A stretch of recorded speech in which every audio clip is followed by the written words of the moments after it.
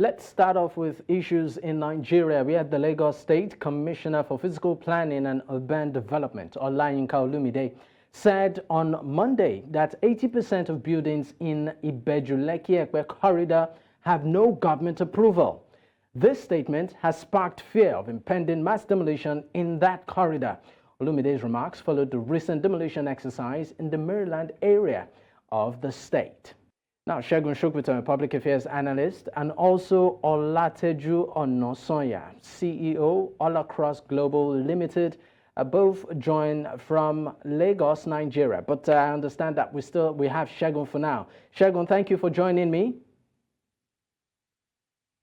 Thanks for having me. All right. Great. Segun, what do you make of this recent developments in Lagos concerning the real estate, where we're seeing demolitions here and there for various reasons? It's quite unfortunate, because the first thing that strikes your mind when you see, the videos, and if you visit the site, is just the destruction of value, the loss of value, the fact that, we're talking hundreds of millions of naira, maybe billions of naira, just thrown down the drain, basically. So if you look at it from that perspective, there are no winners in this. The government is not winning, and the investors, the developers are not winning, and certainly the residents are not winning. It's a loss situation. And I think it has to be better managed for that reason. I understand the fact that the law must be enforced. I understand the fact that a lot of things are not done properly by Nigerians generally, including by government, by the way. But having said that, I think that we have to find a more holistic and far more practical solution to these problems, and it would be hope on government, because they are the ones that have the balance of power is very firmly and squarely on their side. So I think they are the ones that need to come up with something that is far more creative than this terrible waste and destruction of value, as it were. Segun, you said something. That's just the first impression that I have. We shouldn't be wasting things, resources like this. Rather unfortunate. But you said something. You said it's a loss, on all fronts. You said including the government not winning. But it's the same government that is going around with tractors, demolishing structures. How are they not winning in this? Well, look, if you you want to attract investment into your society, into your domain, into your territory, and the reason you want people to invest, in the property market and other sectors of the economy is so that you as a government can then have economic activities to tax. The primary source of revenue for any government are taxes. So those people that own those properties have lost value. You as a government have lost a potential revenue source. No matter what you say, there will be some revenue coming into the government by way of land use charges and other property-related taxes that these people would have had to pay. And then if you look at residents who now, whether we like it or not, whose economic conditions have been worsened significantly.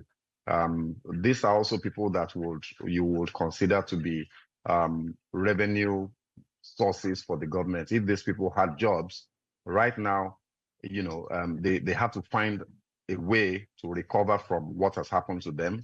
It means that the monies that they would ordinarily have invested in other parts of the economy in Lagos State would go into this thing that they had already taken care of before.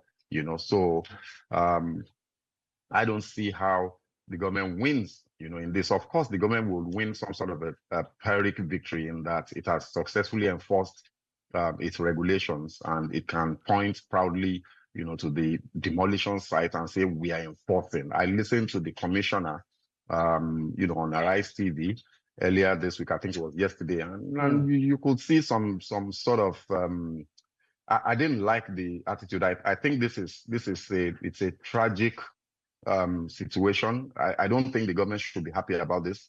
he didn't seem particularly. He seemed quite self-assured and I won't say happy, but he didn't look too perturbed by the volume of destruction. Now, when you consider the fact that this is not the only destruction that we have seen, this is not the only demolition we've seen. We've had, this Mende, we've had the one around Fan, I think it's Airport Road that adjoins, some parts of the airport. Mende, Ajao Estate. We've seen incidents in Alaba, I think, Alaba International, and a lot of other places across Lagos. If you value all of this, you are talking of investments running into billions of naira, and that cannot be good, for the government. All right. Of course, Segun, I'll come to you. But right now, I understand that Olateju Onasanya was the CEO of Olacrossglobal Limited, and also, of course, a real estate developer, someone who works within that sector, joins me now. Teju, thank you for joining. Now, Teju, as a stakeholder in that sector that's talking about real estate, as a businessman there, are at the receiving end of what is going on. Let me take your immediate reaction, to this recent developments before we get into specifics. Well, I would like to say it's very, very disheartening because the level at which it came was more of a surprise. From the business point of view, like the other man said, we lost a lot of money. Potential clients that we promised that, okay, these properties are okay, blah blah. They've been checked by the proper authorities at Alausa, and they've been cleared. Just to find out that this kind of a thing happened without prior notice, and it's just appalling. It's very appalling. Very appalling. All right. Let me of course quote one of us, part of what the Lagos State Commissioner, that's the Commissioner for Physical Planning and Urban Development, Olayinka Olumide, said, in a recent media party. In his words, he said that just last Thursday and Friday, my team and I were in Ibeju Lekki-Epe axis, and you would agree that anybody passing through that corridor would see a lot of estates marked. He went on to say that we went there, and I can tell you from what we saw that 80% of them do not have approval. The procedure to get approval, it went on blah, blah, blah. Of course, he talked about zoning, and then you get permits for fence and all of that. But I think what stood out like a sore thumb is when he said 80%, doesn't get approval. I mean, some way he has indicted the government, but then he's also pushing the bulk of the blame, on investors and real estate developers, who are in that business. Teju, I would like you to sort of shed more light. How does this process really, from your experience in that sector, how does it work? Should someone want to maybe acquire, property, and it walks up to a real estate developer like yourself? Okay, thank you so much. I would like to say that that figure was very, very wrong. First and foremost, you cannot start a project in Lagos State without a form of approval. You, as an investor, you are bringing in millions of naira into a project.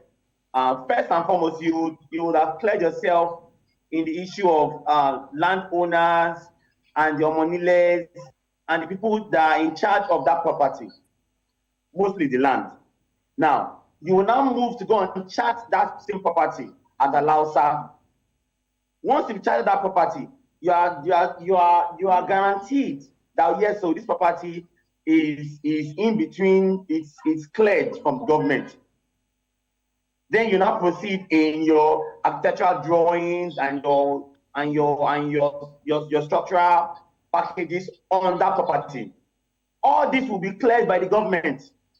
Now, except they are telling us that the people that we are meeting in these offices, would claim that yes, so they have cleared us, and yet they won't do the proper follow-up as they should. If you go and meet any of those real estate developers that their property were marked, they will provide you documents backing them up.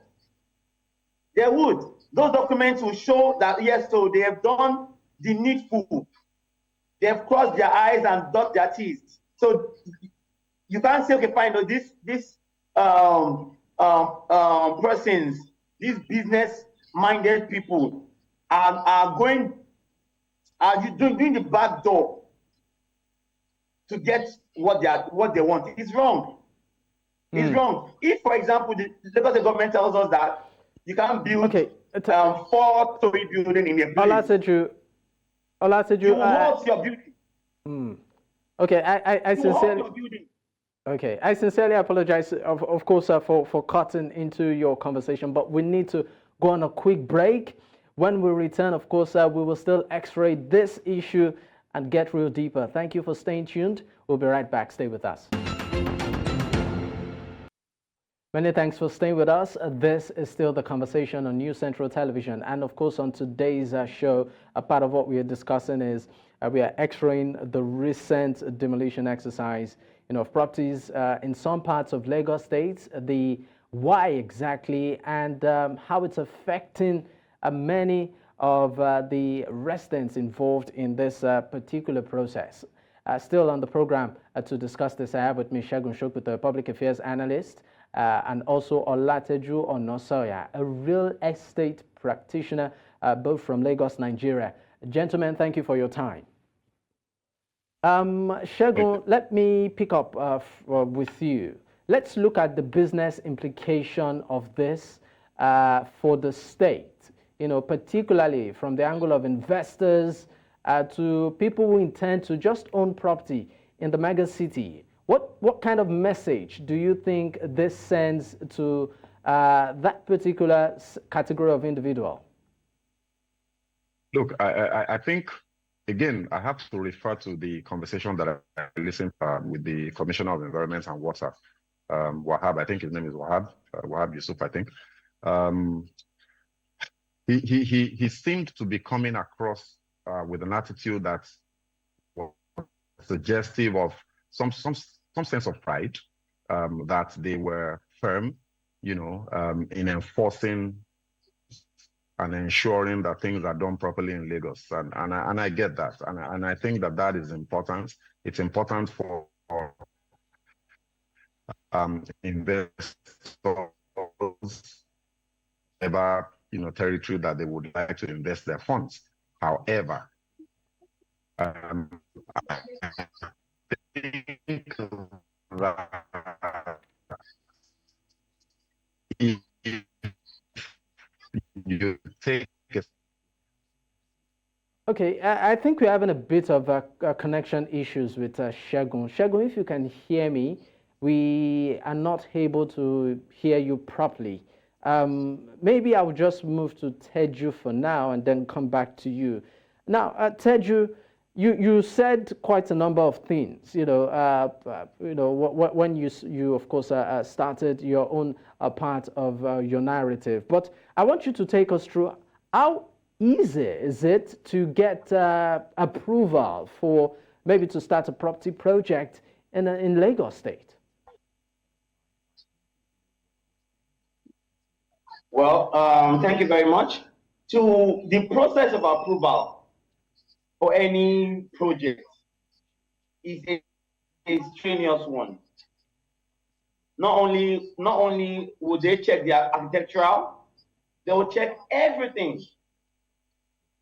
Now, if you start the process in Lagos State, the bureaucratic procedure alone will take you months to get approval.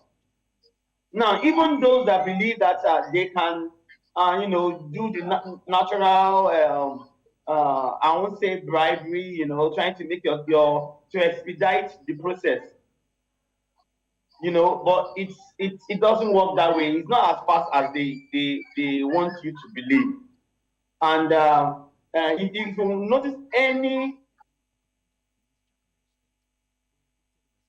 ongoing site, you enter of the site, probably stating the work they're about to do and what they are doing and the kind of approval they have for that construction. To now come back years after you've already enacted the project point, and just it's not right. Okay, for example, I have one that I'll cite an example.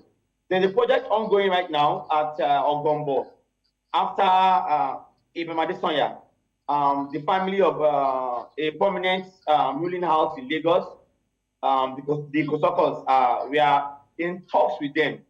And if I tell you that we've been in talks with them for the past 3 months, 3 months, and these talks are day in, day out, different meetings upon meetings, investors coming in.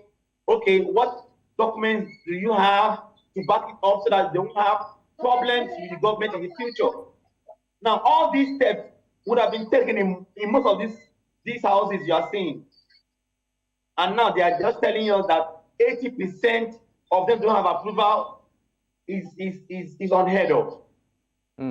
It's unheard of. I'm very sure if they can do a stakeholders meeting whereby they call those investors and those developers to have a sit down with the government and table the documents they have, we will know for sure where the problem lies.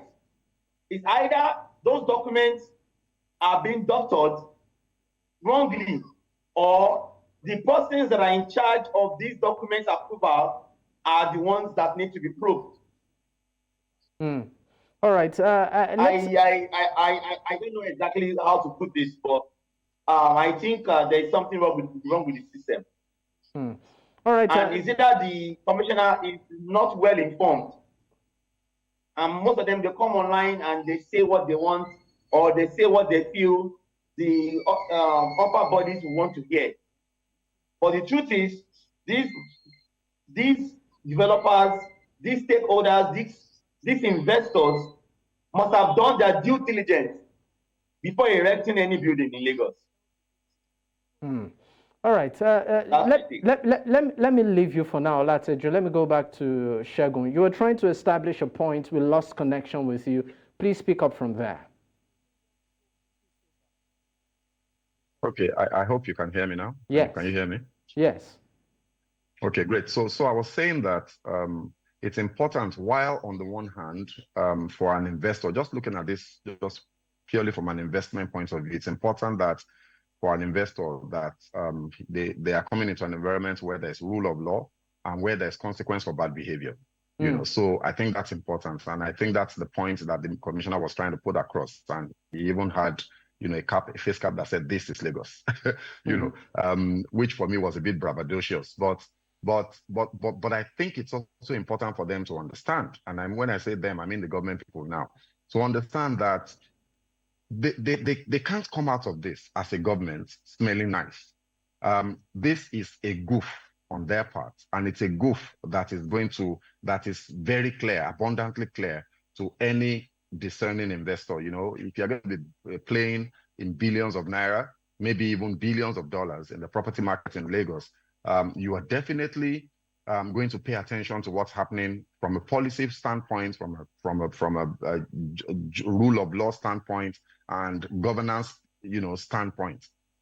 And you will see very clearly that there is a clear failure of governance in this. You cannot have a situation where you have insistent demolitions that a government is repeatedly, consistently, over a short period of time. In the last 6 months, I'm sure that if we take stock of all of the demolition exercises that we've had in Lagos, it can't be less than 10 across different parts of Lagos.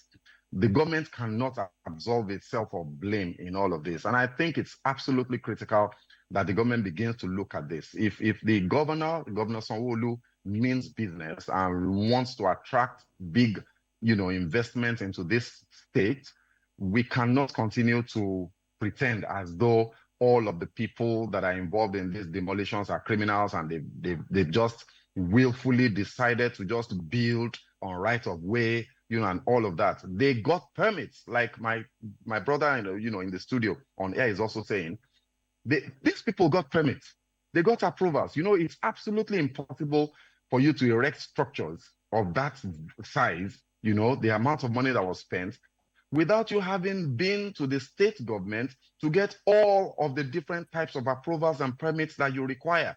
It's even impossible for funding to come for those projects. Let's not forget that funds are tied to this. Many of these projects were financed with loans, with debts.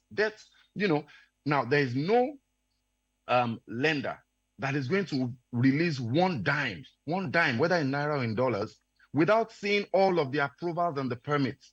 So for these projects to have gotten to the point where they were completed and they got, occupants and they've been... Oh, I think we lost connection with Segun again. Therefore, yes, the definite government has questions to answer on this matter. All right, Segun, I think we lost connection with you, but if you can hear me, thank you so much for your contribution, on the program. Olateju, if you're there too, thank you so much.